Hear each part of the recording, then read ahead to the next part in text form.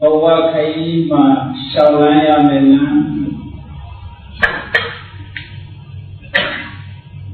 Dulai bawa deku jathaja Jathare kaja Bibiri bawa ma Mala diyari gale nyosushi Pabiyore boguri gale nyari Yogi jadi gale nyari Pada ukama tundale lusi Yogi itu cile langsung lega nyari Eri langsung yang ni terbuku dia wa Melana syawam les Nanjui cebusna Oke Melan koyam le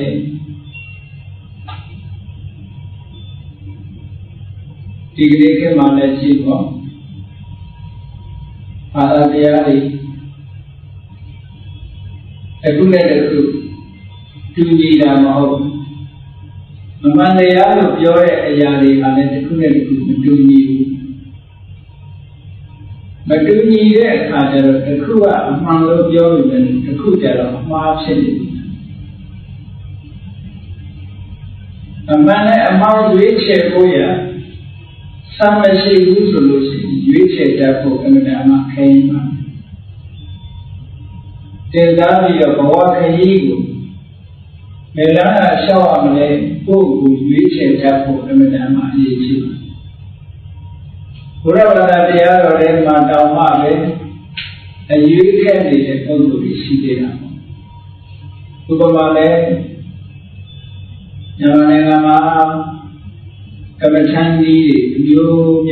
saya new siapa tema. Kecuali dalam bahagian siapa menelpon, kecuali dalam bahagian siapa menelpon. Itu orang sahaja jangan menjanji buku dia ini segala solusi. Belanda pujian mana le, Belanda pukau le sudah jauh ke. Ada jadi cebu ke ni cebu ori itu. Sudah jasa lah, nanya itu jadi cebu, pujian itu ada nanga sahaja. Awak ini pada kaya jadi na. Hamaरे यहाँ pada dia, kuih siapa cila lusi, maka dia lalu berjuang melih serang orang biasa. Kita mudi dalam oleh kore. Zaman yang lama, cincang kalamat tahu cincang. Kalau yang kalamat tahu lah. Cuba cek linya, ubira, jadi kalau mohon benar, orang yang sama ada kalamat tu juga cuba cek ubira, macam macam ini dah ada lah sih. Oh iya, digini kalamat tu cuba ubira, kalamat tu lah, orang baca le jual saya langsung ambil. Pujian itu, awak ini ucap mana kan? Jadi mau jaga dalam bulan kujuh siapa? Jasa biar ada tulen kujuh ya, nilan jumpa di orang sini. Padahal itu orang orang salah. Itu orang dia sana. India negara kita terkuat. Kota lain mana apa yang cedek, di Goa ini juga cedek. Ini juga itu kita mudi juga, kita muda juga berkon. Ini kita muda juga dalam masyarakat itu. Kalau uji dekuyé, awal masyarakat. Kalau di awal masyarakat, di orang juga cadang juga bukan berbuat saya. Kalau di kita muda selain di Goa juga, jauh awal masyarakat. တောစခန်းကိုဖြတ်တန်းလို့သူတိုင်းထိုဒေသဗုဒ္ဓမှာတဲခုပြီးစခန်းချကြရတယ်တောရင်းကြီးကိုဖြတ်တန်းပြီးတော့ဒီဘက်ရောက်လာတဲ့ပုဂ္ဂိုလ်တိုင်းဟာလည်းပဲဒေသဗုဒ္ဓဆိုတဲ့ဏိဂုံးရွာမှာခိတ္တခဏကျန်နာကြရဆိုတော့တကယ်စခန်းကြီးတစ်ခုဖြစ်နေတာပေါ့အဲဒီဒေသဗုဒ္ဓရွာစခန်းကြီးမှာဘာသာရေးဆိုင်ရာပုဂ္ဂိုလ်ကြီးညောင်များစွာတောစခန်းဖြတ်တန်းပြီးတော့ခရီးသွားကြတာရှိတယ်ဘုရားမြတ်စွာဘုရားကလည်းဘာသာတရားဟောပြောတဲ့ပုဂ္ဂိုလ်တွေကအလွန်များအဲဒီပုဂ္ဂိုလ်တွေကရောက်လာလို့ရှိရင်ကေသဗုဒ္ဓရွာမှာဟောပြောပွဲတွေလုပ်သွားဟောပြောပွဲတွေလုပ်သွားကြတယ်ဟောတဲ့ပုဂ္ဂိုလ်တိုင်းဟာသူ့ဝါဒကိုရှေ့တန်းတင်ပြီးတခြားပုဂ္ဂိုလ်တွေရဲ့ဝါဒကိုပုတ်ခတ်ပြီးပြပြောသွားတာတွေရှိတယ်များသူ့ဝါဒကကောင်းတယ်သူ့ဝါဒကကောင်းတယ်တခြားဝါဒတွေကမမှန်ဘူးတို့ဝါဒကကောင်းတယ်မင်းတို့တခြားဝါဒတွေကမမှန်ဘူးတဲ့မိမိဝါဒကိုရှေ့တန်းတင်ပြီးတခြားဝါဒတွေကိုပြစ်တင်ရှုပြပြီးတော့ဟောတော်ကြတယ်မြတ်စွာဘုရားကြွလာတဲ့အခါကျတော့ကေသဗုဒ္ဓရွာကကာလမလို့ခေါ်တဲ့အမျိုးသားတွေဟာဘုရားရှိရာကိုထွက်လာကြတယ်ဘုရားအမတ္တမထိုခေတ်ထိုကာလတော်ကဘုရားမြတ်စွာဂုဏ်ကလေးအမတန်ကြီးတဲ့ပုဂ္ဂိုလ်ဂုဏ်ကလေးကြီးတော့ဘုရားထွက်လာပြီဆိုလို့ရှိရင်ဘုရားကိုလာရောက်ပြီးတော့စီကပ်ကြတယ်အဲဒီလိုလာရောက်စီကပ်ပြီးတော့သူတို့ရဲ့အခြေအနေမှန်ကိုမြတ်စွာဘုရားကိုရှောက်တယ်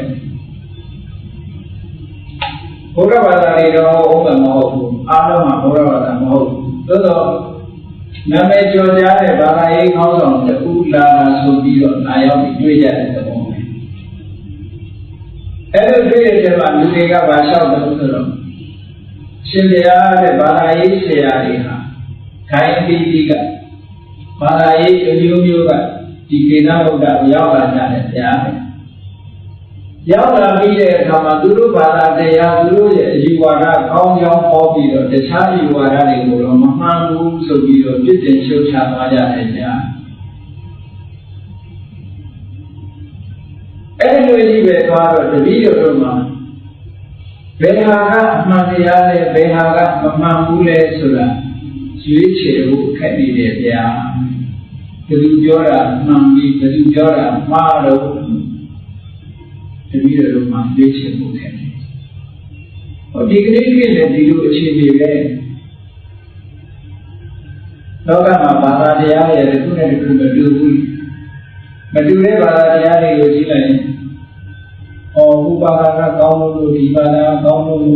ဟိုကမှန်လားဒီဟာမှန်လားဘယ်ဟာကိုရွေးချယ်ပြီးလိုက်နိုင်ရမှာမသိအောင်လူတွေမှာအခက်အခဲကြုံနေကြတာကေသဗုဒ္ဓရွာကလူတွေကလည်းဒီလိုအခက်အခဲကြုံနေလို့မြတ်စွာဘုရားနဲ့တွေ့တဲ့အခါရှောက်တော့မြတ်စွာဘုရားကဟုတ်တာဟောတယ်အမျိုးမျိုးပြောနေတဲ့ကြားထဲကနေဘယ်ဟာမှန်တယ်ဘယ်ဟာမှားတယ်ဆိုတာတန်တရားဖြစ်เสียကြီးပဲတော့ဘုန်းကြီးစီတက္ကသိုလ်ရောက်လာတော့တချို့ပုဂ္ဂိုလ်တွေရဲ့အတွေးကိုရှောက်တချို့ဘာသာတရားကလိုက်နာလို့အမှန်တန်ခက်ခဲတချို့ဘာသာကလိုက်နာလို့ခက်ခဲလွယ်တယ်ပေါ့တချို့ဘာသာခက်ခဲပြီးတချို့ဘာသာလွယ်တော့လူဆိုတာအလွယ်ကြိုက်တယ်ဆိုပါစို့ဘုရားဘာသာရဲ့အခြေခံကိုပြောလို့ဆိုရင်ဘုရားဘာသာကံကံဤကျိုးကိုလေးနဲ့ထားပြီးတော့ဟောတယ်ကုသိုလ်ကအကုသိုလ်ကဘုလို့ခါကိုခံရတယ်မကောင်းတာလုပ်ရင်မကောင်းတဲ့အကျိုးခံရတယ်ကောင်းတာလုပ်ရင်ကောင်းတဲ့အကျိုးစံစားရတယ်ကံကံဤကျိုးအလေးနဲ့ထားပြီးတော့ဘုရားဘာသာမှာဟောတယ်ကိုလိုကိုခံဘုရားဘာသာတရားကမှားတာမရှိဘူး ဒီလိုဟောတော့တချို့ဘာသာတော့အဲ့လိုမဟုတ်လုပ်ချင်တာလို့ဘုရားရှိဒူးထောက်ပြီးတော့ confession လုပ်လိုက်တောင်းမှလည်းမယ်ဖြစ်တည်ကုန်ပြီးပြောပေါ်တယ်လို့ရတာဟုတ်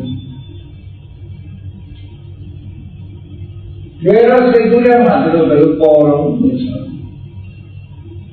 ဘုရားကိုကိုယ်ဝေထားရတယ်ဘုရားကမလည်းမမဘူးကိုဖြစ်တာကိုခံရမယ်ဆိုလို့ရှိရင်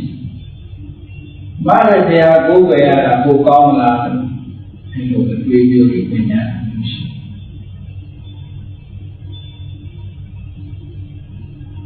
မလည်းဘုရားကိုယ်ဝေရတာပို့ပြီးတော့မကောင်းဘူးလားအဲ့ဒါနဲ့ပတ်သက်ပြီးဘုန်းကြီးကပြောလိုက်တယ်အေးတကယ်ဟုတ်ရင်တော့မားတဲ့ဆရာကိုယ်ဝယ်ကောင်းတာဟုတ်မမပဲနဲ့မားတဲ့ချင်းနေပြီးတော့ကိုယ်ဝယ်နေတာလူဖြစ်ရှုံးတယ်ဆရာအားကိုးနဲ့လုပ်ချင်ရလို့အချိန်ကျရင် confession လုပ်လိုက်လို့ရှိရင်အားလုံးပြီးရောက်တယ်ဆိုတာသူပြောတဲ့အချိန်တကယ်ဖြစ်တာလားမဖြစ်ဘူးလားဆိုတာတော့စဉ်းစားလို့ဖြစ်ရင်တော့လည်းအားကိုးဆရာကောင်းတာပဲဟုတ်တယ်လေလူဆိုတာအလွယ်ကြိုက်တာပဲဘုရားဥပမာတစ်ခုပြောပြတယ်အေးဒီလိုတစ်ခုကျူးတော့ပြရတာဥရိယအရေးယူခံရပြီအဲ့ဒီအရေးယူခံရတဲ့အခါမှာဘုရားရှင်က confession လုပ်လိုက်ပြီးတော့ဒီအဖြစ်ကဖတ်တော့ပါတရားရုံးမှာ6ချက်ပြီးဒီအဖြစ်ကလွတ်ငြိမ်းချမ်းသာခွင့်တောင်းရင်လောကမှာရနိုင်သလားမရနိုင်နော်လက်တွေ့အားဖြင့်မရနိုင်တာကိုရတယ်လို့ထင်ပြီးတော့ပြုမှုကျူးလွန်တဲ့ပုဂ္ဂိုလ်ကိုရုံးမနေပြီဘူးအေးလောကနာလုံးပဲတရားရုံးကြတော့6ချက်ပေးလိုက်မယ်6ချက်ပေးလိုက်တာနဲ့တကယ်နဲ့ပြုမှုတွေအားလုံးဘယ်လိုမျိုးလွတ်စေဆိုရမှာရပါဘူးဒီလိုတဲ့ဥပဒေကတော့မရဘူးဆိုရင်သဘာဝတရားကနှုတ်ထားတဲ့ဥပဒေဘယ်လိုလုပ်ရဆိုတော့ဒီဟာစင်တာပါတဲ့လောကမှာအပြောနဲ့ရင်ကလောကမှာအများကြီးရှိတယ်တကယ်လက်တွေ့မဖြစ်ဘူးနော်တကယ်လက်တွေ့မဖြစ်တာအများကြီးအဲ့တော့ကိုလို့ရင်ကိုခံရတယ်ကိုကြိုးစားရင်ကိုဆံရတယ်ဆိုတာအလုံးကျင့်တတ်တဲ့ဘုန်းကြီးတို့ကအဖြစ်လို့ဆိုတရားရာဘုံဘုံတည်တာနိလက်တွေ့ကြတော့လည်းမဟုတ်ဘူးလားဆိုဟုတ်တယ်ကလေးတွေကာဝတ်ဖြစ်တဲ့ကလေးတွေကြီးကိုစားချက်ကိုရတာပဲလေကိုစားရင်ကိုဝတာပဲဒီများသားကခံကြည့်ရင်ကိုမဝဘူးပေါ့လက်တွေ့တကယ်ကို practical ကြတာဘုရားတရားတော်တကယ်ပဲဘုရားကိုခံရတဲ့တကယ်လက်တွေ့မှလည်းဟုတ်တယ်ကိုကြိုးစားရင်ကိုဖြစ်တာမကြိုးစားရင်မဖြစ်ဘူးဉာဏ်ဉာဏ်တွေဘလောက်ကောင်းကောင်းအိုင်ကျူဘလောက်မြင့်မြင့်ကြိုးစားဖို့ဆိုတဲ့ပုံဘာမှဖြစ်မှာကြိုးစားပြီးဆိုရင်လောဘဝိရိယနဲ့ကြိုးစားတာအေးအရာရာမှာဘုရားသခင်ကမနေတယ်ဆိုတဲ့ပုံကိုယ်တွေကြတယ်အချိန်တန်ဘုရားအားကိုးဖို့ဆိုတော့သူကကိုယ်ပိုင်ဉာဏ်နဲ့စဉ်းစားကြရဘာမှမလုပ်ဘူးWhat should be done, what should not be done, ဘာလုပ်တဲ့လဲဘာမလုပ်တဲ့ဘူးလဲဆိုတော့ဖိုင်သားတယ်လည်းမလုပ်ဘူးလုပ်တဲ့မလုပ်တဲ့စဉ်းစားနေတယ်မလို့လုပ်ချင်တာလုပ်လူရဲ့ဉာဏ်ဉာဏ်လူတွေကလည်းဘာမှတန်ဖိုးမရှိလူရဲ့လုံလဝိရိယလည်းဘာမှတန်ဖိုးမရှိအတိမမပြုတဲ့သဘောဖြစ်တရားရာမှာဘုရားသခင်ရဲ့လူတော်ကြားဒီလိုဖြစ်သွားတာဟုတ်အဲ့တော့လက်တွေ့မှာဒါလေးအကုန်ဖြစ်နိုင်သလားလို့ဆိုတာကိုယ်ပိုင်ဉာဏ်နဲ့လည်းစဉ်းစားကြည့်ဘုရားကျမ်းစာဟောတဲ့တရားတွေကလက်တွေ့လုံးလို့ရတဲ့တရားကိုဟောတာနော်စိတ်ကူးရင်ပြီးတော့မျှော်မှန်းရမှာမဟုတ်ဘူးဒီကလေးလုံးနေတဲ့လုံးရသည်လက်ရှင်ကအကျိုးဖြစ်ဖို့တကယ်လုံးနေဆိုတော့ဒီလမ်းပေါ်မှာလျှောက်ပြီးဒီတစ်ခါရောက်မယ်ဆိုတာသိချာမိတာလမ်းကြောင်းပေါ်မှာလျှောက်နေပြီ ထိုလမ်းကြောင်းမှန်မှန်သာလျှောက်နေစခန်းကိုမြင်ရသည်ဖြစ်စေမမြင်ရသည်ဖြစ်စေလမ်းကြောင်းမှန်ရင်ထိုစခန်းကိုရောက်သွားမှသိကြဆိုပါတော့ရွှေကုံဘုရားကိုသွားရွှေကုံဘုရားကိုဥတည်ထားတဲ့လမ်းကြီးပေါ်မှာသာလျှောက်ရောက်ကိုရောက်သွားမှာအေးကြောင်းရတော့ပြန်မလျှောက်နဲ့မရောက်တဲ့လမ်းလည်းမလျှောက်နဲ့မရောက်တဲ့လမ်းလျှောက်မယ်ကြောင်းပြန်လျှောက်မယ်ဆိုရင်ရွှေကုံဘုရားရောက်မှာဟုတ်တယ်ဒါလေးကငြင်းပယ်လို့ရတဲ့အရာလေးမဟုတ်ဘူး။ဒါကြောင့်မြတ်စွာဘုရားကလက်တွေ့အနေနဲ့ကိတ္တမုဒ္ဒိကလူတွေကိုကိတ္တမုဒ္ဒရွာလူတွေကိုလက်တွေ့အနေနဲ့ကိုယ်ပိုင်ဉာဏ်ချက်လုံးလို့မြတ်စွာဘုရားဒီသုဒ္ဓံကိုဟောတာ။အဲဒီသုဒ္ဓံဟာလူတိုင်းအတွက်ဘဝခရီးမှာခိုင်တိုင်းတစ်ခုပြုံးမယ်လို့လည်းပြောတယ်ပြောခရီးလမ်းကြောင်းပဲအမေတန်တန်ကိုရှိတဲ့ဉာဏ်ကိုဘဝခရီးရွေးချယ်ရမယ်နာမ်ဒီထဲမှာပြတယ်ကိလမုဒ္ဒိကလူကိလမုဒ္ဒရွာကလူတွေကိုမြတ်စွာဘုရားဒီလိုတန်လျာဖြစ်နေတယ်ဆိုလို့ရှိရင်ငါပြောမယ်အမှန်တရားကိုရှာတဲ့အခါမှာမာအနုတ္တဝိနာတစ်ဆင့်ကြားစကားပေါ်မှာခြေခံပြီးတော့လည်းမှန်တရားကိုရှာနေဘုရားပြောဒီလိုပြောတစ်ဆင့်ကြားစကားဆိုတဲ့အားပေါ်မှာခြေခံပြီးတော့လည်းမှန်တရားကိုရှာနေ tradition လို့ခေါ်တဲ့အစဉ်အလာကျင့်သုံးလာတဲ့အစဉ်အလာယုံကြည်ချက်တွေနဲ့လည်းမှန်တရားကိုရှာနေဘာဖြစ်လို့လဲဆိုရင်တစ်ဆင့်ကြားစကားဆိုတာတွေကလည်းမှန်တာလည်းရှိမှားတာလည်းရှိဟုတ်ဒီမှာလည်းဟုတ်တယ်ဟုတ်ရင်လည်းဟုတ်တယ်တေချာတော့မပြောနဲ့ tradition လို့ဆိုတဲ့လူမျိုးတစ်မျိုးကအစဉ်အလာကျင့်သုံးလာတဲ့လက်ခံလာတဲ့အရာတွေမှန်တာလည်းရှိမှားတာလည်းရှိတေချာတော့မပြောနဲ့ဒါကြောင့်မို့အဲ့ဒါလည်းဆုံးဖြတ်နေမာဣတိခိရာယဒုတိယကလာပြီးဒါဒီလိုတဲ့လို့သဘောလောက်တာနဲ့လည်းအမှန်တရားကိုဆုံးဖြတ်လို့မရဘူးတဲ့သူပြောတဲ့သဘောကမှန်ရင်လည်းမှန်တယ်ဒီရပ်အနေနဲ့လို့ဆိုနောက်တစ်ချက်ကမာပိဋကတံပဒာနေနာပိဋကဆိုတာကိုသင်ထားတဲ့စာ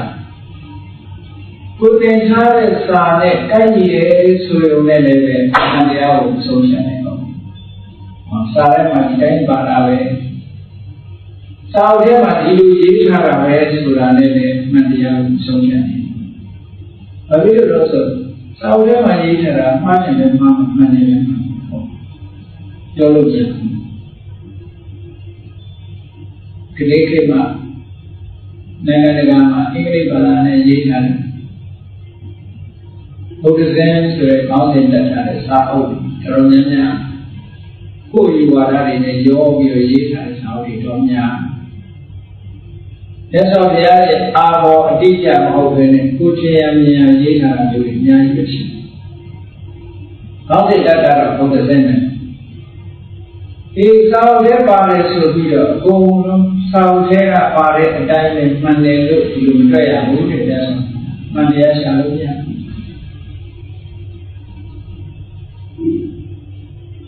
။နောက်တစ်ခုကအမှန်တရားကိုရှာတဲ့နည်းတစ်နည်းရှိတယ် logic လို့ခေါ်တယ်။အဲဒီ logic ဆိုတဲ့နည်းနဲ့ရောအမှန်တရားကိုရှာလို့ရရှာလို့မရဘူးတဲ့မှန်တရားရှာ logic နဲ့ရှာလို့မရကျိုးကြောင့်ဆင်ခြင်တဲ့မြတ်အဲ့ဒီနည်းစနစ်တစ်ခုကြီးမှန်တဲ့ကမှန်တယ်မမှန်တဲ့ကမှန်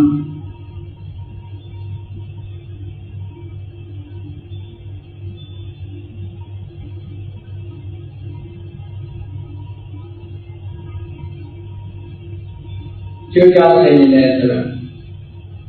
လူတိုင်းဟာတေကျိုးဖြစ်တယ်ဥပဆိုတဲ့လူဟာလူဖြစ်တယ်ဒါကြောင့်ဥပတေကျိုးဖြစ်တယ်ဒီချက်တော့မှန်တယ်တခြားနည်းနဲ့တခါတွေ့ပြီးတော့ရှိမှန်မြန်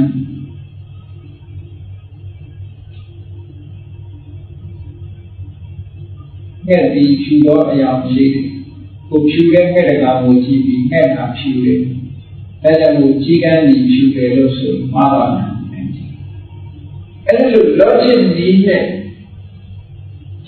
သင်ရင်တိုင်းတာလို့ရှိရင်လည်းအမှန်တရားဆိုတွေ့နိုင်တယ်။ဉာဏ်နဲ့လည်းသုံးသပ်နိုင်တယ်။ဒါကြောင့်ဘုရားရဲ့တရားတော်တွေအတ္တကဝါစရော logic နည်းနဲ့သင်သက်သာလို့မရဘူး။မှန်တရား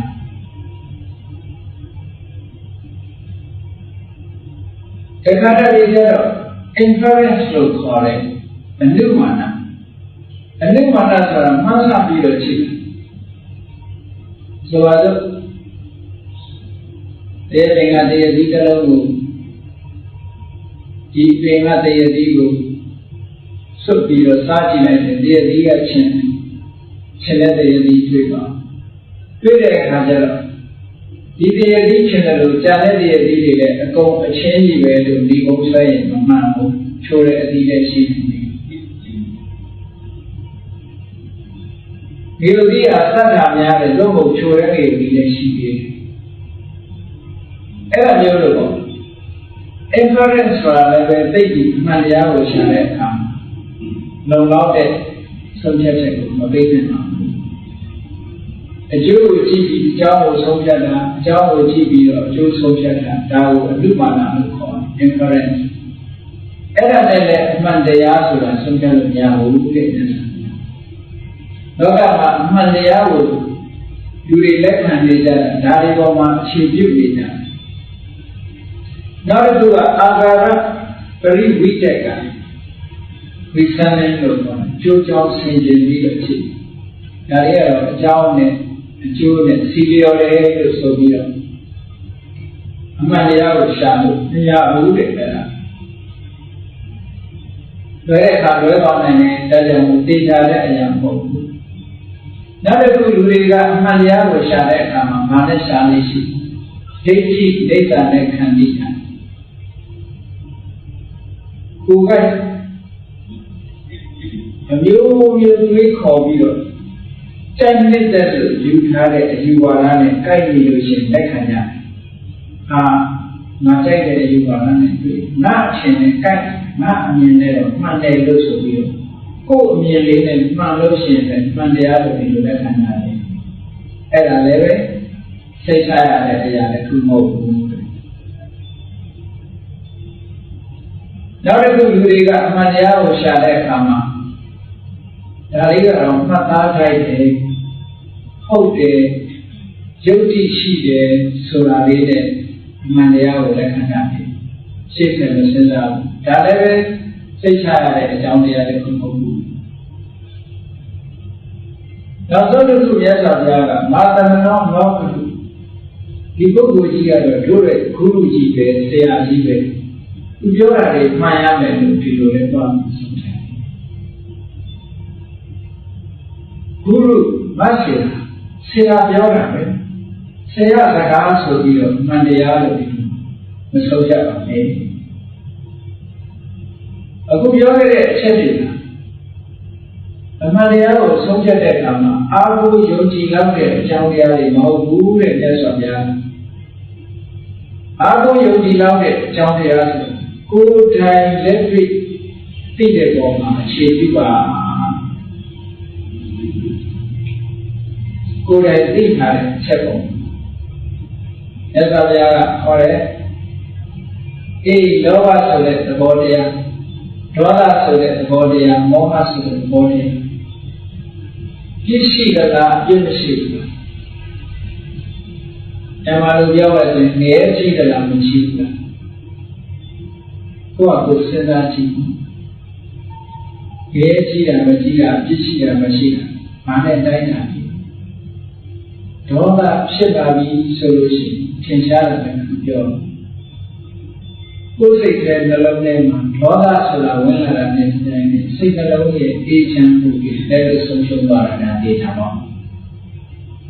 ငြိမ်းချမ်းတဲ့စိတ်ကလေးကိုမှမရှိတော့ဘူးသင်ကိုတည်ငြိမ်တဲ့စိတ်ကလေးပြည့်စည်သွား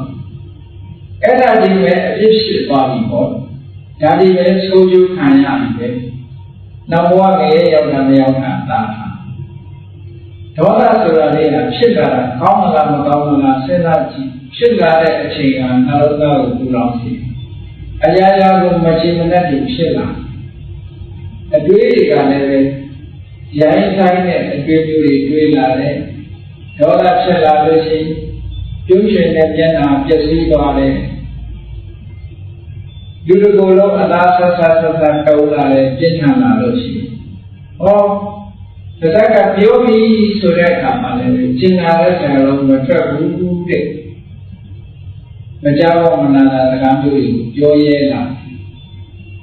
လုပ်တဲ့အလုပ်ကလည်းကိုယ့်အတွက်နေနာမဲ့အလုပ်တွေသူများအတွက်နေနာမဲ့အလုပ်တွေဟောဒါမျိုးတွေလုပ်အဲ့လိုဒေါသလက်တွေ့ကြကြစဉ်းစားပြီးတော့ကြည့်လိုက်လို့ရှိရင်သူများကိုလုပ်တာမလုပ်တာသာကိုယ့်ရဲ့နှလုံးသားနဲ့ဖြစ်လာတဲ့အချိန်ကစတည်ငြိမ်မှုတွေဆုံးရှုံးသွားတာကလူလည်းသိတယ်ခါမယ်။ဒါလည်းလို့ပြောရှင်းနေတာတွေဆုံးရှုံးသွားပြီ။ငြိမ်းချမ်းနေတဲ့စိတ်ကလေးဆုံးရှုံးသွားပြီ။နောက်ဆုံးမှာသွေးလိုယောဂရှိသွေးတက်သွားမယ်။နှလုံးယောဂရှိတဲ့ဆိုအတက်ရသွားမယ်။ချက်ချင်းကြောက်တာဟာထင်ရှားတဲ့နာမကအဲ့လိုကိုယ်တိုင်သိနေတာဒေါသကောင်းမလားမကောင်းဘူးလားကောင်းဘူးကိုကိုယ်တိုင်ဆုံးဖြတ်ချက်ချရပြီ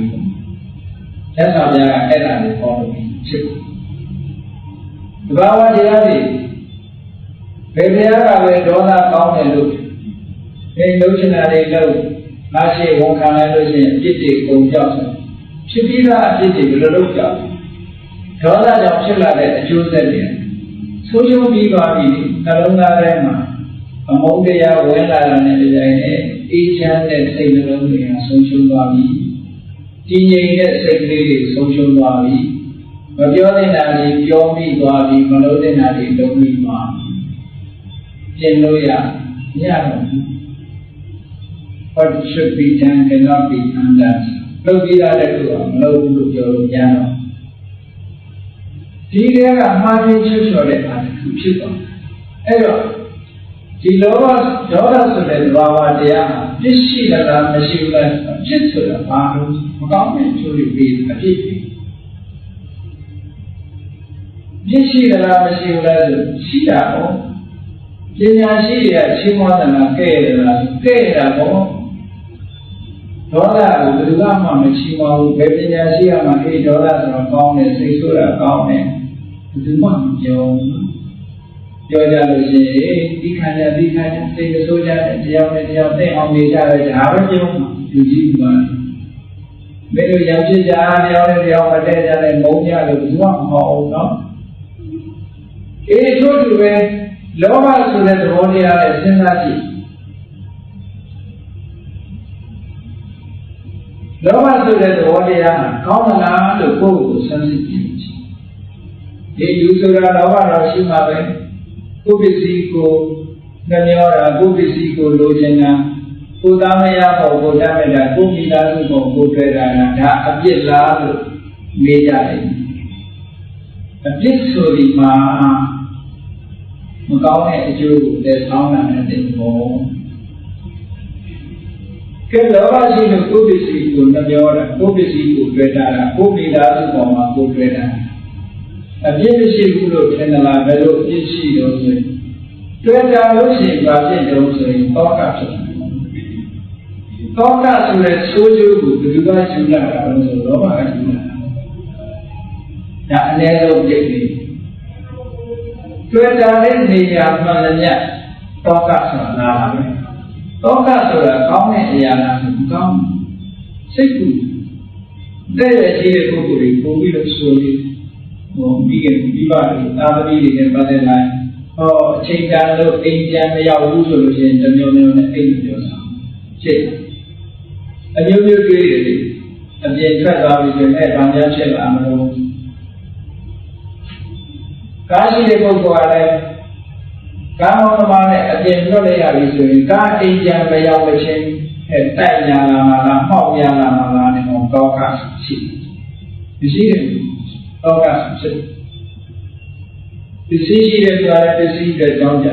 သာသမီရှိတဲ့ပုဂ္ဂိုလ်ကသာသမီအတွက်ကြောင်းကြအဲ့ဒါလောဘကပြီးတဲ့ ပြဿနာတွေပေါ့လောဘကပေးတဲ့ problem တွေပဲလောဘမရှိဘူးဆိုလို့ရှိရင်ဒါတွေကငြိမ်းနေမှာပဲသိညာအဲ့ဆိုဘုရားဟောတယ်ပြရတော်ဆိုင်တွေတော့ကိုရှင်းရှင်းလေးပဲချစ်ခင်တွေ့တာမှုဒီတောကကိုမွေးဖွားပေးတတ်သည်လူတွေကတော့ကြိုးစားတဲ့ဒီတောကကဲမိုးရတဲ့ကြိုးစားတယ်တို့တော့တစ်ဖက်ကချစ်ခင်တွေ့တာမှုကြီးတော့မလျှော့ဘူးတောကပဲလျှော့ရမှာတော့အကြောင်းနဲ့အကျိုးကဆက်နေတာအဲ့ဒါဒီကိလေသာကြက်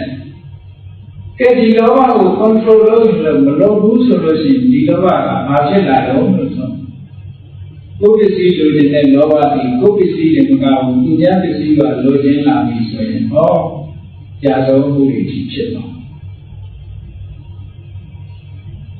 ခုံးတွေ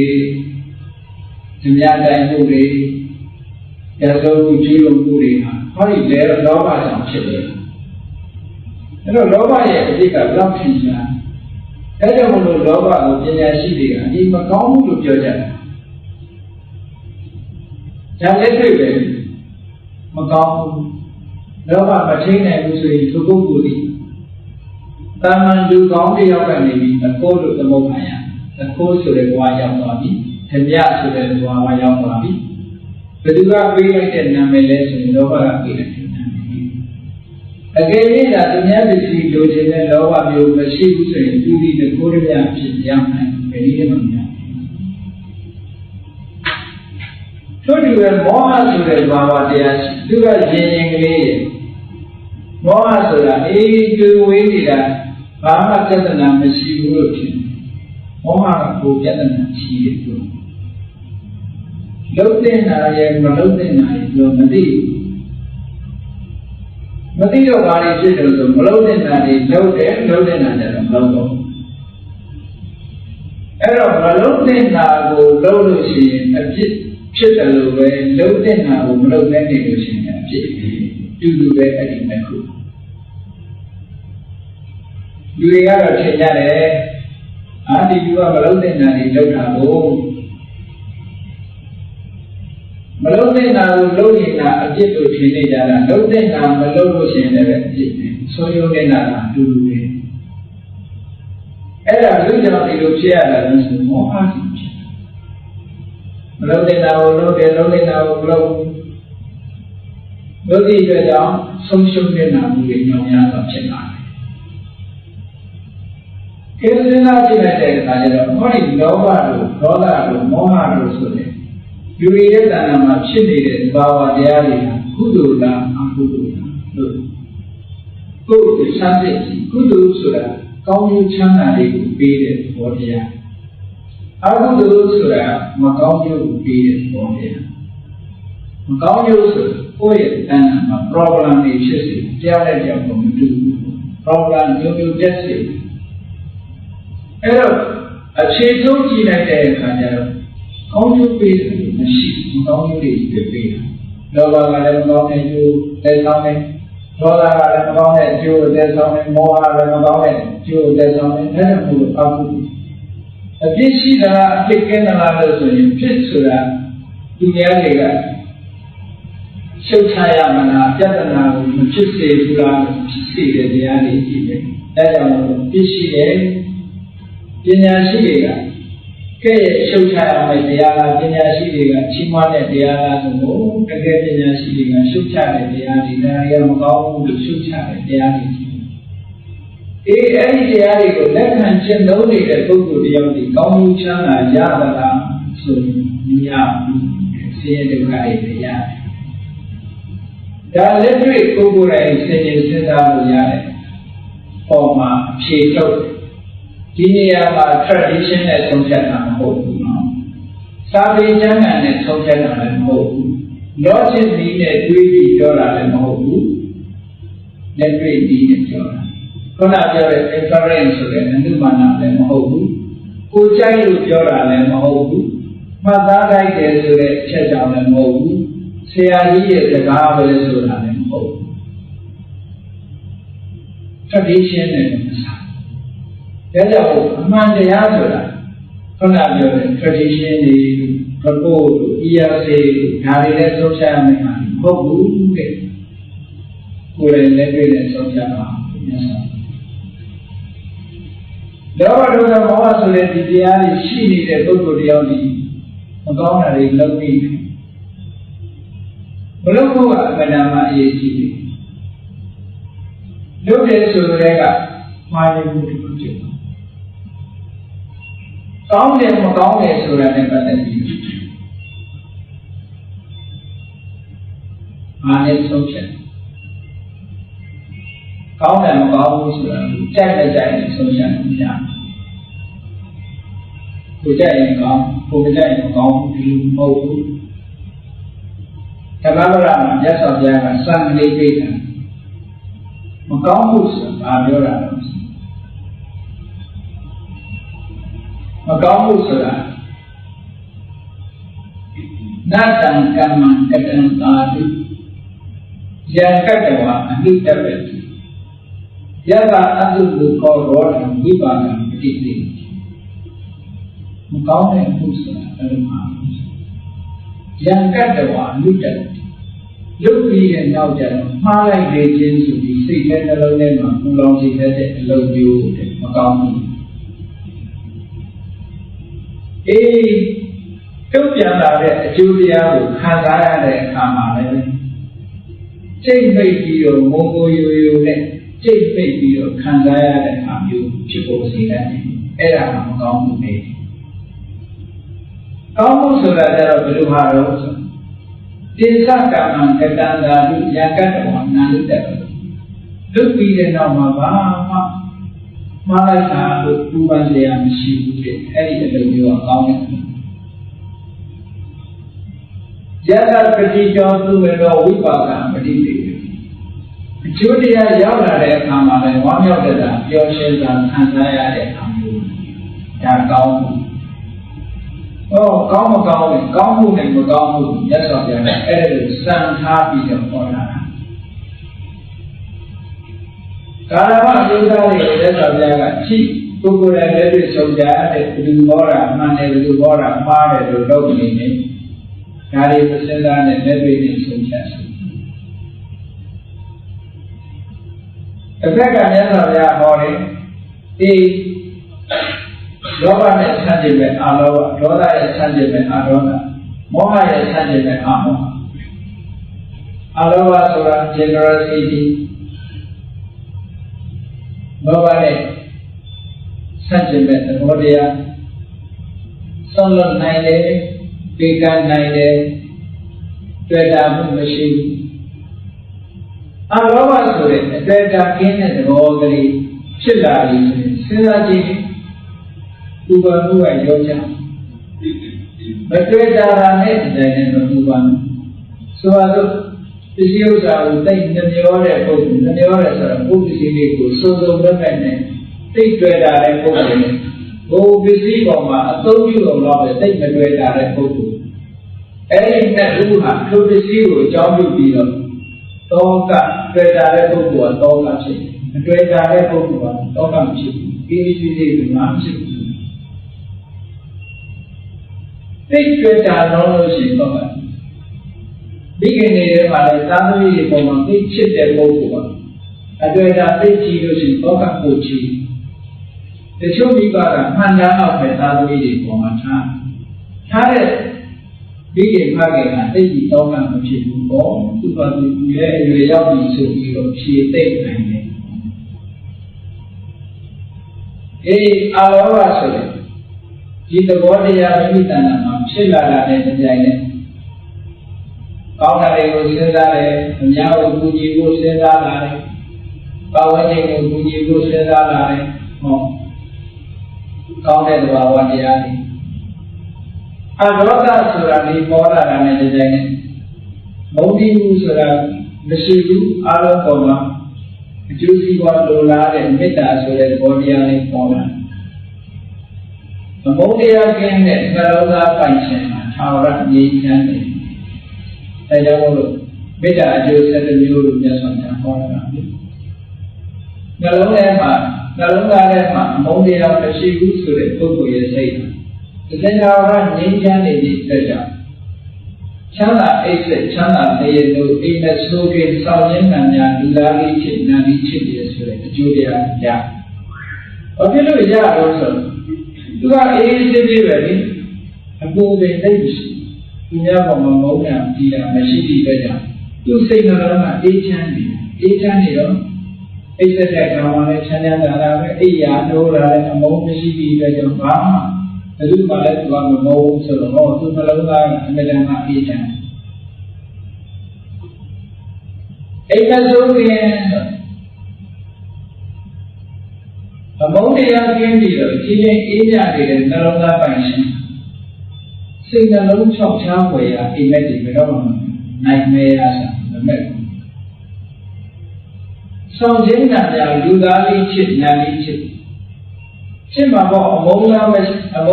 မရှိတဲ့နှလုံးသားပိုင်ရှင်ရဲ့မျက်နှာမှာစင်သာဝရကြီးပြီးတော့နေတာမုန်းပြီးမှုရှိတဲ့ပုဂ္ဂိုလ်ရဲ့မျက်နှာကြတော့အဲ့ဒီလိုမဟုတ်ဘူးဘေးကလူကဆိုသိတာမျက်နှာကြည့်လိုက်တာနဲ့ဒါကြောင့်ဘုရားထက်ပြောတယ်ပေါ့သူလုံးစားစားနေတာကြည့်နိုင်မယ်ဆိုမျက်နှာကကျင်းမာနေတဲ့ပုဂ္ဂိုလ်ကြီးကျတော့ဟုတ်ကဲ့ဘာဝကျင်ကအလုံးလျောက်ကိုပေါင်းတယ်သူဘာဖြစ်လို့သူမျက်နှာကလည်းကျင်းမာနေတာသူနှလုံးသားကလည်းကျင်းနေအေးချမ်းမှုမရှိတဲ့အတွက်ကြောင့်ဘယ်သူကမှမပြောနိုင်ဘူးမပြောနိုင်တဲ့အတွက်ကြောင့်သူကဆက်ဆံရေးတွေကြာချစ်ခင်တဲ့ပုဂ္ဂိုလ်တွေနေတာဒါမျိုးကအမြဲတမ်းဆက်ဆံပြီးချိန်ရှားတဲ့ကိစ္စတွေအာရောဂဆိုတဲ့သဘာဝတရားဒေါသကိုဖယ်ရှားပြနိုင်ပါပြီအာရောဂဆိုတဲ့သဘာဝတရားကလည်းလောဘကိုဖယ်ရှားပြနိုင်လောဘကိုဖယ်ရှားနိုင်လို့ရှိရင်အာရောဂထူထောင်ရကိုယ့်ရဲ့စိတ်နဲ့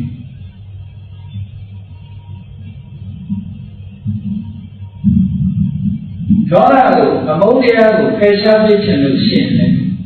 အဒေါသဆိုတဲ့မေတ္တာတရားမိမိရဲ့နှလုံးသားထဲမှာဒီဆောက်ခြင်းဖြင့်ဖယ်ရှားပြနိုင်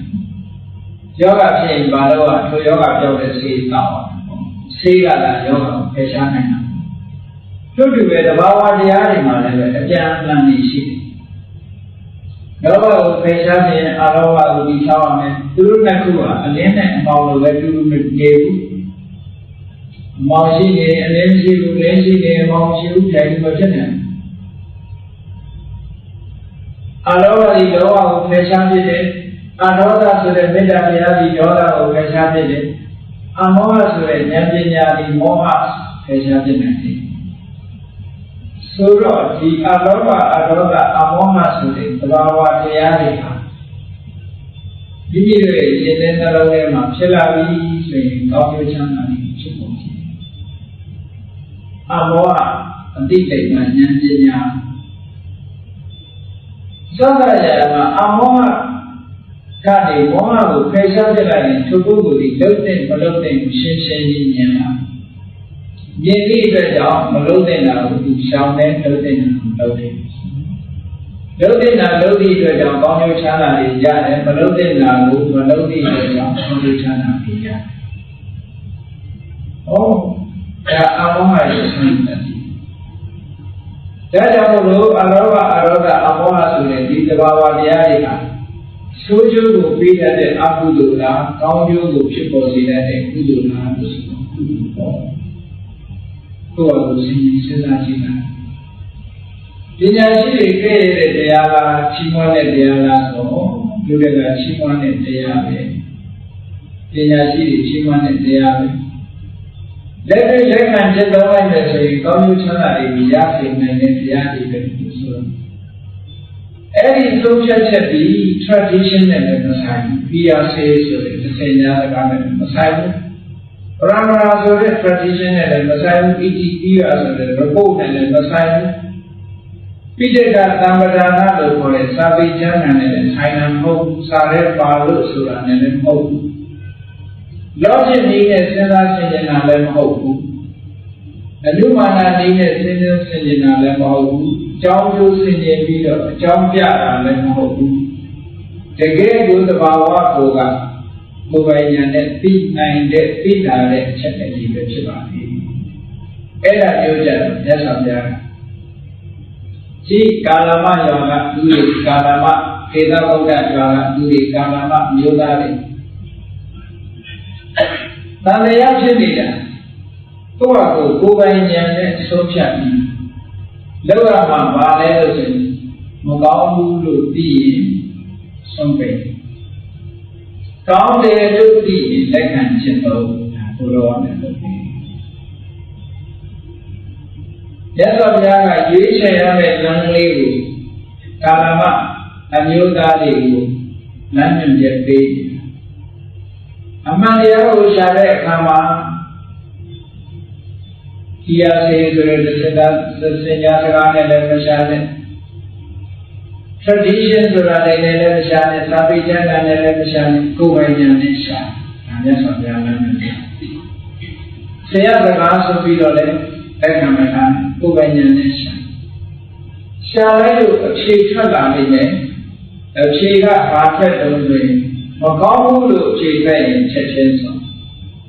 ယောဂလူတွေကအလုံးမဟုတ်ဘူးလေမကောင်းမှန်းတော့သိတာပဲဒါလေးကတို့ရဲ့ tradition နဲ့ဟောစွမ်းနိုင်ဘူးဘုရားမြတ်ဒါတို့ tradition အစင်အလာယုံကြည်ချက်ကြီးဒါတော့စာလဲပါလားဒါလေးကတော့ယုတ်တိရှိတာပဲကြောင်းကျိုးညီညွတ်တာပဲဆိုပြီးတော့လက်ခံတာအဲ့တော့ဗျာအဲ့လိုမဟုတ်ဘူးမနာဘူးမကောင်းဘူးလို့သိလိုက်တာလည်းကြိုင်နဲ့ဆွန့်လိုက်ပါ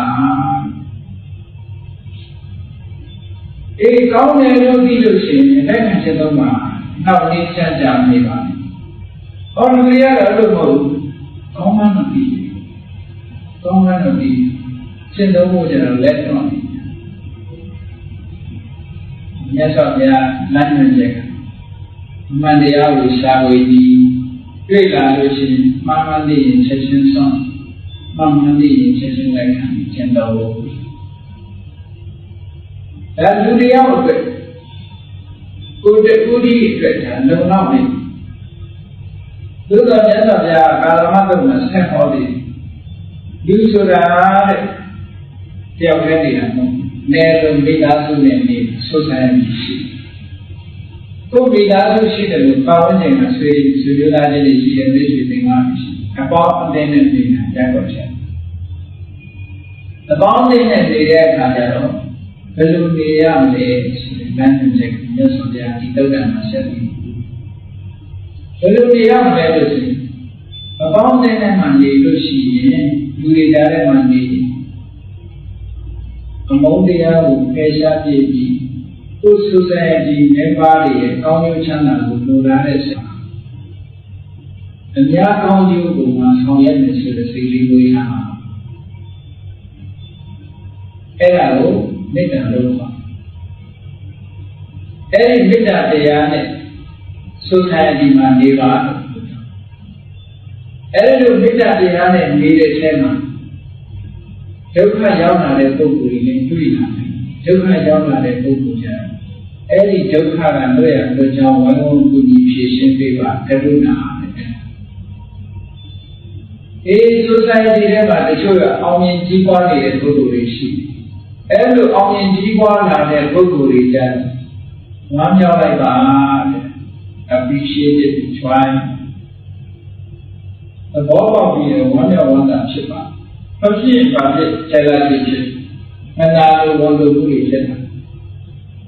မေတ္တာမထားနိုင်ဘူးဆိုလို့ရှိရင်အမုန်းတရားတွေကိုယ့်ရဲ့နှလုံးသားထဲမှာရောက်လာတာနဲ့တရားနဲ့အကျဉ်းသားတရားဆိုတာမလာတော့ဘူးကြီးပွားလာတဲ့ပုဂ္ဂိုလ်နဲ့တွေ့လေဝမ်းသာမှုဆိုတာမဖြစ်ဘူးမဖြစ်ရင်စီလုံးညီညွတ်ရေးဆိုတာဘယ်လိုမှများဒီကနေ့ကမ္ဘာလောကလူကြီးလူတွေမှာမေတ္တာကရုဏာမုဒိတာဒီတရားတွေမပွားများပဲနဲ့ကမ္ဘာကြီးငြိမ်းချမ်းရေးကိုရှာနေဘယ်တော့မှမသိနိုင်ဘူးကမ္ဘာငြိမ်းချမ်းရေးမပြောနဲ့မိသားစုတွေတော့ငြိမ်းချမ်းရေးမလုပ်နိုင်ဒီတရားမပါဘူးဒီတရားပါမှသာနဲ့စစ်မှန်တဲ့ငြိမ်းချမ်းရေးဆိုတာရနိုင်တယ်ကိုယ်ကိုယ်တိုင်ကိုကပထမငြိမ်းချမ်းကိုယ်ကိုယ်တိုင်ငြိမ်းချမ်းရင်ပါတော့ဆိုရင်ပါဝင်ခြင်းကပုဂ္ဂိုလ်ရဲ့အကျိုးကိုလိုလားပါမေတ္တာဆင်းရဲဒုက္ခရောက်လာတဲ့ပုဂ္ဂိုလ်ကိုကူညီပါကရုဏာချ ချမ်းသာလာတဲ့ပုဂ္ဂိုလ်ဝမ်းမြောက်ဝမ်းသာဖြစ်ပါဘူးဒီနာကဲဒီလောကဆိုချမ်းသာတာလည်းသူတန်တဲ့သူပဲဆင်းရဲတာလည်းသူတန်တဲ့သူပဲစိတ်လှုပ်ရှားမှုကင်းကင်းနဲ့အေးအေးချမ်းချမ်းနေခြင်းနဲ့ဆိုရင်တော့ဥပိ္ပခာရဲ့သဘောတရားကမြန်မာလူမျိုးတွေမှာဥပိ္ပခာကိုအဓိပ္ပာယ်ကောင်းွယ်နေသူကသိပြီးဟောပြတယ်မေတ္တာလည်းပဲအစပါပဲကရုဏာလည်းသာတယ်မုဒိတာလည်းသာဥပိ္ပခာဆိုတဲ့သဘောတရားကလူဆိုတာသူကံနဲ့သူဖြစ်တာဆဲသွားရင်လည်းငါဆဲရမလားလို့စိတ်မဆိုးဥပိ္ပခာမှာဒါရောက်ပြီးတော့ချီးမွမ်းပြီးတော့အကူကြီးပေးတယ်။အော်ဒီကောင်ကတော်တယ်ငါ့ဘုံမှာချီးမွမ်းပေါ်ရတယ်။ငါ့ကိုကူကြီးပေါ်ရတယ်ဆိုပြီးတော့လည်းဝမ်းသာ။ဆိုလိုတာကစိတ်ကအလွန်ကြည်ငြိမ်တဲ့ပုဂ္ဂိုလ်အနေအထားမျိုးကိုပြတာလို့ခေါ်။စိတ်ကဒါကြည်ငြိမ်စိတ်ဓာတ်သာကြည်ငြိမ်တာလုံးဆယ်ရှိတာတော့လုံးနေ။ဆိုတော့တတော်ဟာအကူကြီးလို့လေတရားကဆဲပြီးတော့ခိုင်းစိတ်ဆိုးလုပ်ပြီးတရားကချော့ပြီးတော့ခိုင်းဝမ်းသာလုပ်ပြီးအဲ့ဒါဒီကိစ္စဝမ်းသာတယ်လို့စိတ်ဆိုးနေတယ်လို့ဆိုတာစိတ်မှာ balance မရှိတော့တည်ငြိမ်မှုမရှိတည်ငြိမ်မှုမရှိတဲ့သဘောကိုပြဥပိ္ပခာမှာတည်ငြိမ်မှုမရှိဘူးဆိုတာမရှိဒါကြောင့်ဥပိ္ပခာကိုဘာသာပြန်တဲ့အခါequanimity ကိုပြန် calmness mental calmness စိတ်ဓာတ်တည်ငြိမ်နေစိတ်ဓာတ်တည်ငြိမ်နေတာကအခုမြန်မာတွေကဘယ်လိုလေးပဲကောက်လဲဆိုလို့ရှိရင်ဥပိ္ပခာဆိုတာအေးကိုလည်းမတည့်တဲ့လူဒီကောင်မခေါ်မပြောနေနိုင်ဥပိ္ပခာဥပိ္ပခာခေါ်မပြောသူစကားလည်းပြောဘာမှမလုပ်တာဥပိ္ပခာဒီလိုဟုတ်အဲ့ဒီဥပိ္ပခာတမျိုးအဲ့ဒီမော်မြတ်တဲ့ဟာဟုတ်မောမြတ်တဲ့ဥပိ္ပခာဆိုတာသူလုံးတာကိုခီးဆိုင်ပြီးတော့မနေဘူးလုံးတဲ့နာတော့ဓမ္မတကယ်ပြီးဆဲတယ်ခီးမဆိုင်ဘူးလုံးတဲ့နာတော့နော်ချီးမွမ်းနေရင်လည်းခီးမဆိုင်ဘူးလုံးတဲ့နာတော့လုံးတဲ့နာကိုလုံးပြီးစိတ်ဓာတ်ကတော့တည်တည်ငြိမ်ငြိမ်ထားအဲ့ဒါမှတကယ်ဥပိ္ပခာလုံးတဲ့နာတော့ဆိုလိုတာကဥပိ္ပခာပြီးတတ္တဝါတွေကိုလိတိရှုတာမဟုတ်ဘူးပုဂ္ဂိုလ်ကိုလိတိရှုတာမဟုတ်ဘူးတဲ့ပုဂ္ဂိုလ်လုံးတဲ့အပြုအမူကိုလိတိရှုသူပြောနေတာတွေပြောလို့ရှိရင်ဒီမဆိုင်ဘူးငါလုံးတဲ့နာငါလုံးပါအဲ့ဒါမှဖြစ်တယ်။ရသော်ဘုရားရှင်ကိုရောမြတ်ကကြည့်ရင်ဝတ္တကေဒေဝတ္တတိသသောရိတေဂုလိမာမေ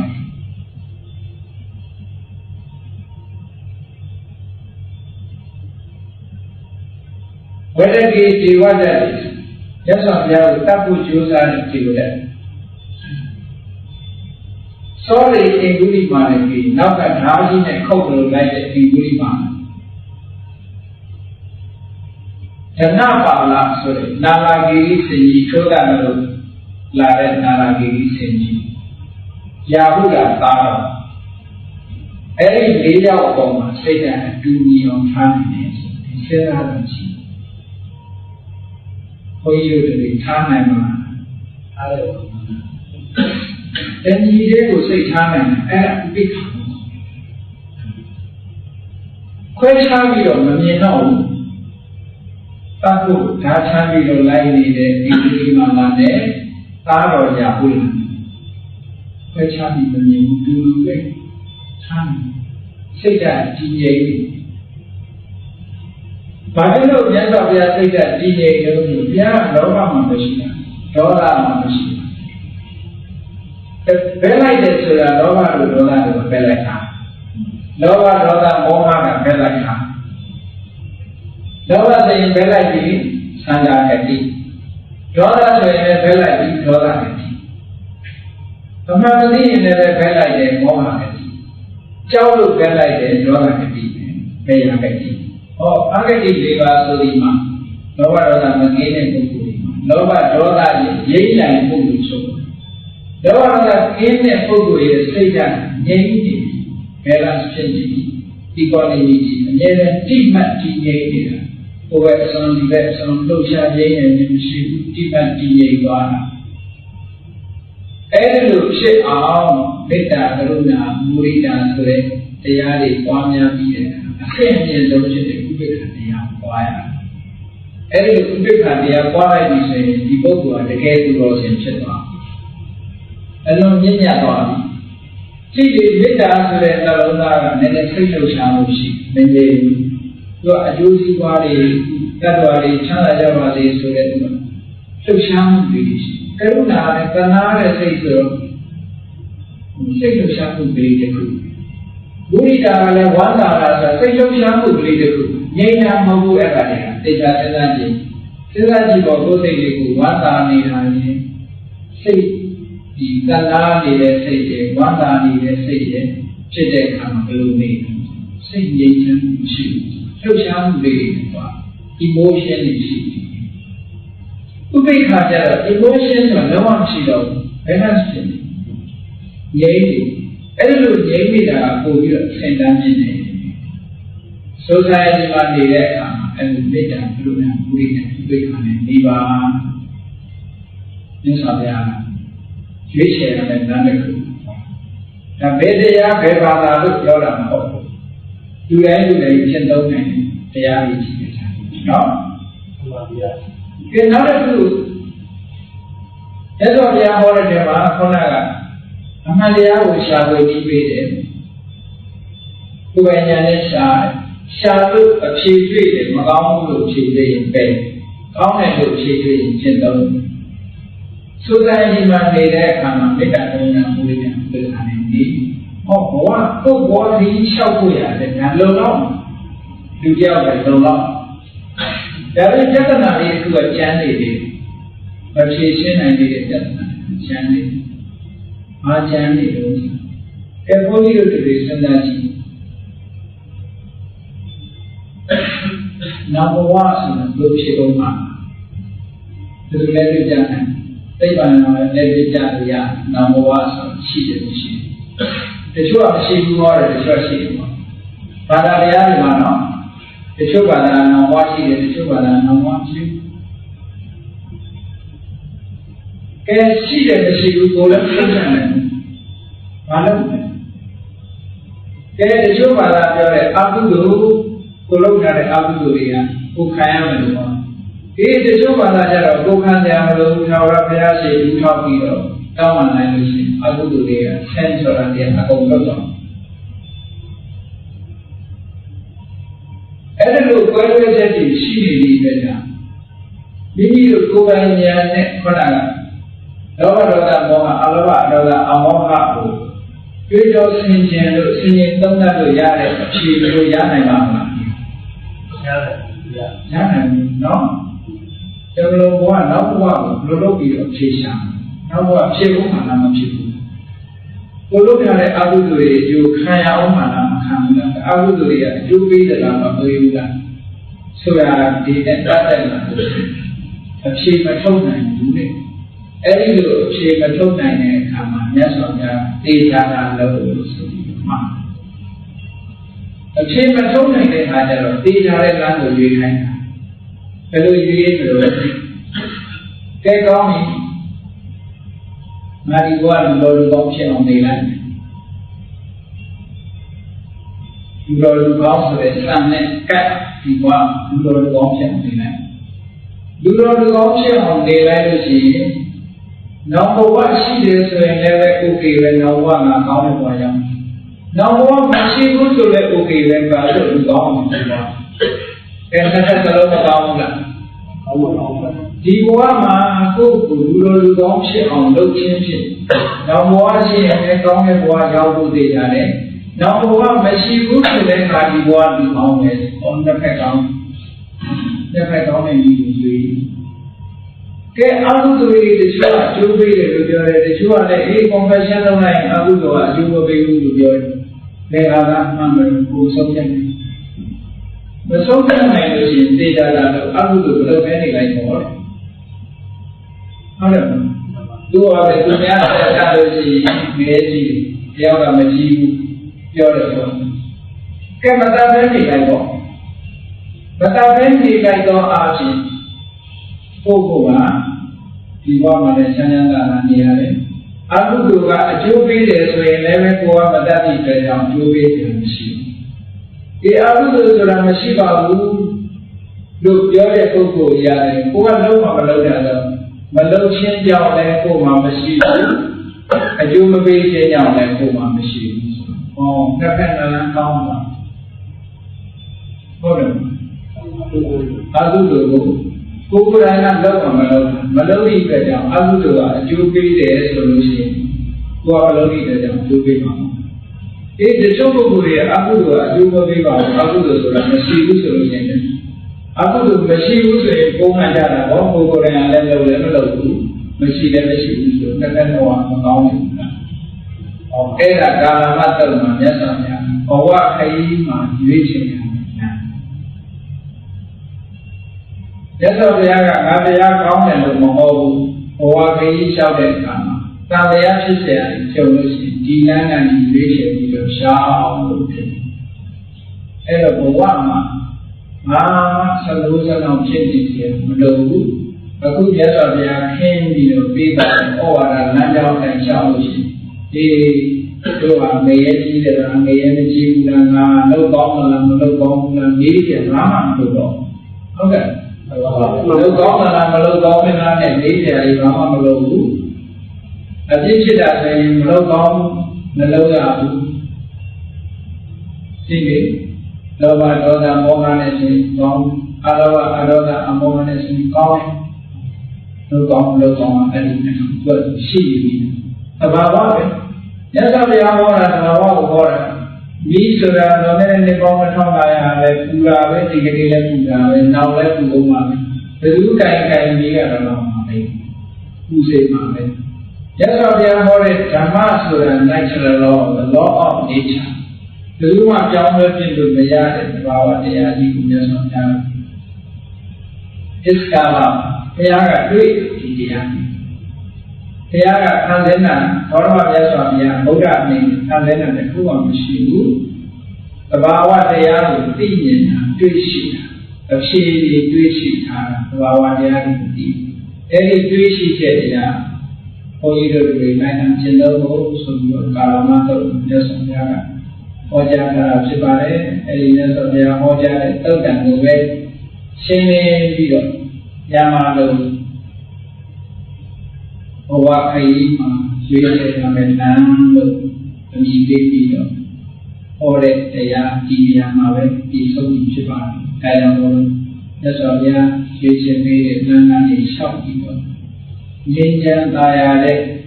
နောက်ဆုံးမှာအေးချမ်းဆုံးဖြစ်တဲ့နိဗ္ဗာန်ချမ်းသာကိုယ်စီကိုယ်မှာမြင်မောင်းနိုင်ကြပါစေကုန်သတည်း